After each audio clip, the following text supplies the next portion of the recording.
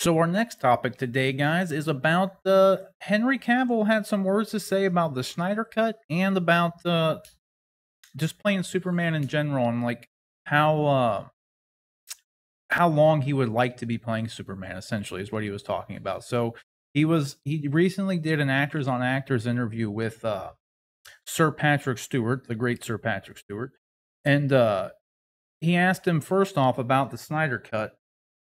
And this is on Variety, by the way. So if you want to read the whole thing, but he did an actors on actors video, so you can actually watch all this stuff as well. If you just seek out there, just look up actors on actors, Henry Cavill on YouTube. I'm sure you'll find it.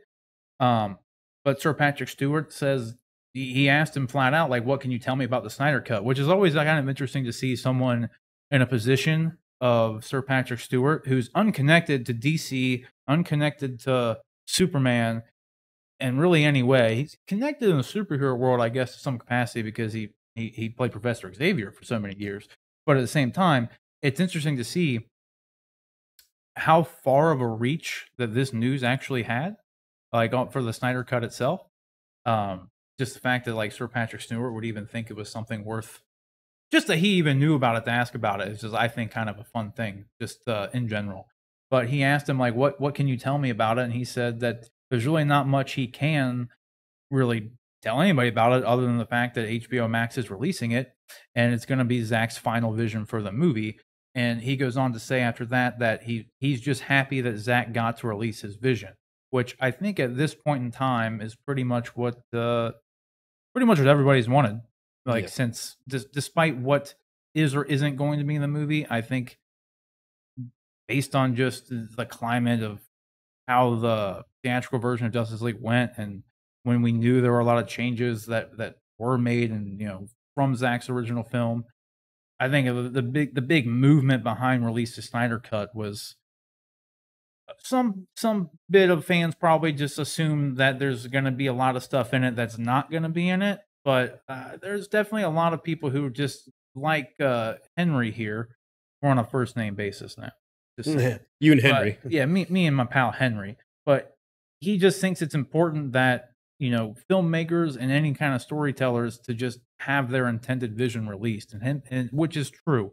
Whenever it's always kind of unfortunate to see a lot of these like properties come out where you hear a lot of the studio interference, or like Zach had to just had a tragedy happen that took him off of this film, and then so he didn't really have a choice in the matter too much. But when he had to leave, they brought Joss Whedon in, and the studio just, I mean, they pretty much mandated that it be completely changed. And like, I mean, it's changed enough to where it's worth it to them to let Zach finish the film, but I don't think it's probably changed as much as the fans think it is, to where it's gonna be like we said before in another show, like Darkseid isn't gonna be the major villain of this movie. That wasn't how Zach shot the movie. They shot the movie with Darkseid in it, but it's not gonna be like completely different. I'd wager that it's probably a good amount different. For better or for worse, we'll just have to wait and see. But I do agree with Henry here that it is important to let these filmmakers, and like if you hire someone to do a job, you let them do the job. Like you don't want to. What is the point of like like Rick? If I were to hire, let's say you were going to hire Christopher Nolan to make a movie, Yeah. you going to come in and like mandate what Christopher Nolan does? No, You're going to come absolutely in and not. tell him what to do? No, Like no. absolutely not. And like, not saying that's necessarily what happened with this. Like I said, this is a bit different of a situation because Zach had a tragedy happen and he had to leave the film. But like in the end, the same thing's occurring to where he's being able to release the film and finish it the way he intended it to be finished. So like, and there's a lot of situations like I'd kind of like to see how Josh Trank's Fantastic Four would have ended up being if he actually got to make the movie that he was hired to make. Yeah. You know what I mean? Like instead of the Fantastic Four movie we got. And like I agree with Henry in that situation to where it is important for just to creative people to be able to express and finish their work, because I mean, in the end, it's not cool. Like it's just not cool if if Warner Brothers wanted Joss Whedon to direct Justice League, then they should have hired Joss Whedon to direct Justice League. Exactly. You know what I mean? If they wanted a completely different movie, make that stuff happen before you start filming the movie. Kind of like with Star Wars, right? Like, and at least I'll give them the fact with like episode Rise of Skywalker, right?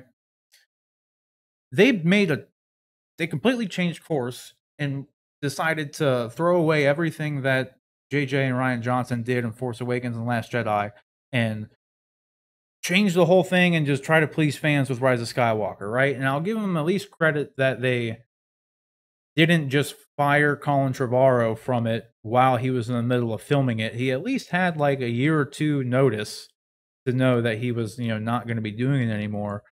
But at the same time, the concept still applies to where if you're going to hire Colin Trevorrow to make that movie and he writes the script, stick to your plan. Yeah. Like, don't be reactionary. And just because you've divided your fan base because you didn't have a coherent plan or whatever the result may be, like, let Josh Trank make his movie. Like, you hired Josh Trank to make the movie, let him make the movie. Exactly. And it's just, I don't know. It's good. It's just good that Zach's being able to finish what he's doing on that level. And then he goes on to say that he's always been a fan of Superman.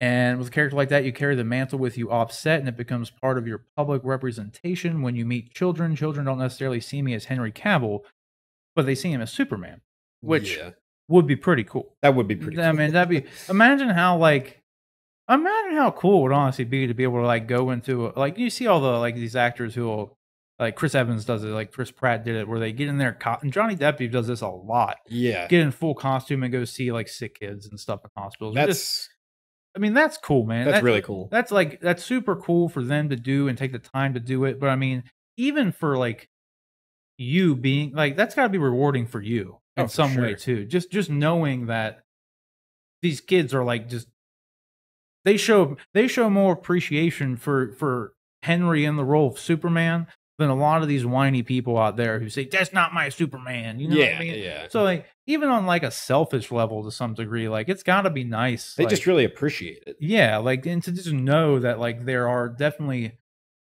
for anyone just like that you're touching someone in a good way. You know what I mean? You're reaching someone in a good way. Touching someone in a good way does not sound good. Like doesn't sound good. You're reaching someone on an emotional level, okay? Like hitting them right here. That's gotta be good to know. So like, but he says obviously like his life has changed dramatically because of the role, and it's given him plenty of opportunities for more roles, and it's just changed his entire career. But he essentially says though later on that like if it was up to Henry, he would not be. We'd see he'd be playing Superman until he dies. Pretty much is where he stands on it. So like Rick, you're hearing all this great stuff about Henry Cavill being just a stellar guy. Sure. Fantastic dude. What do you think about one his let's say his goal to continue playing Superman indefinitely? And no, that's pretty much it. Do you want to see Henry back as Superman? Absolutely. I thought to me, he is Superman. Like I look at Henry Cavill now and I'm like, that's Superman. But you're one of the kids in the hospital. I'm one of the kids in the hospital. Yeah. He looks like him, he acts like him. I think he's perfect for it. And kind of like how we discussed earlier, it's like how Hugh Jackman did the continuation with Wolverine. To me, I mean, why fix something that's not broken? Just have him go, and you're not going to mix it up by throwing other actors in there. And I think he's perfect for it. I agree. Henry Cavill is hands down. He is my favorite Superman. Oh yeah, like sure. 100%.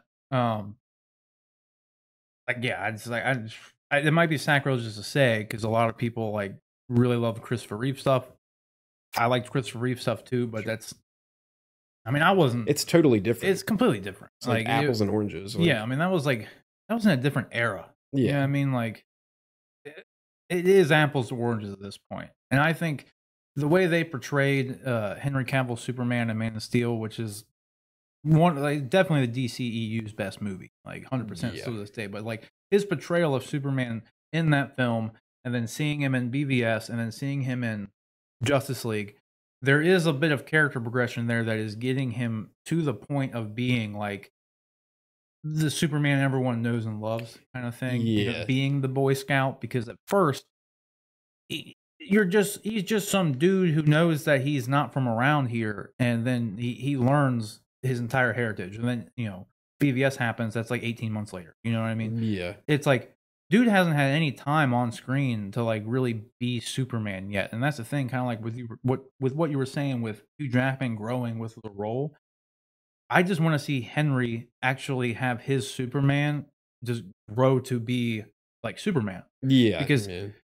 just the way the time frame has occurred within the DC films, like he's only been around for a couple years.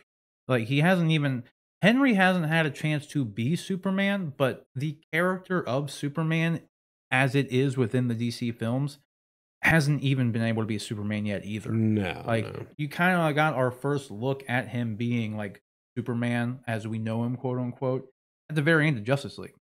Like that's when he swoops in, he wipes the floor with Steppenwolf in like 2 seconds, but the way he comes in is just like, is this guy bothering you?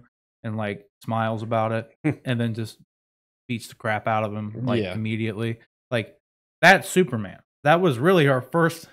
That was our first look at like The real Superman, like Yeah. someone not just like the saving the cat from the tree Boy Scout, like Christopher Reeve, like happy go lucky Superman. That was great for the time. That's how he was always initially portrayed. But like seeing Superman himself as a character in those films pretty much be at peace with who he is now. Like he Yeah. knows what he has to do. Like It's not questioning anything exactly, anymore. and that's because that's how those initial movies were. Like when he was questioning everything because he got all these answers thrown at him in Man of Steel. BVS comes along, he's still questioning things. Like, and he's got this crazy dude in the bat suit wanting to fucking kill him, and then he dies. So like he had like no time to like evolve and like be the Man of Tomorrow. He hadn't had that chance yet. So like not just seeing more Henry Cavill, like that's I want to see his Superman grow. Like I want Yeah. more of his super, because that's the thing. They could just recast him and do another Superman movie, and they could make it happy-go-lucky, paint by numbers Superman. But like, I don't want that. I want more of Henry's Superman because I appreciate everything they've done with that character. So Oh, far. definitely. I don't agree with him fucking killing him at the end of BVS necessarily, but I like the growth that the character was showing. Like, despite that part, like I still like just the role he played throughout the movie, the growth the character had. I want to see more of it, and I want Henry to have the chance to play the Superman he wants to play, and I want the fans to see it, because I know there's plenty of fans. I'm not speaking for everybody, but there's plenty of people out there who I know for a fact feel the exact same way, and Henry feels the exact same way. Yeah. That's like primarily one of like the main things he has said. Like he's essentially just said the same thing word for word that I just said. Honestly, I'd have to pull up the quote somewhere, but like I'm not just like spouting this stuff out of my brilliant noggin. Like this is like he has said very similar things to where he wants, like that's one of the core reasons he wants to keep going, because he felt like he just scratched the surface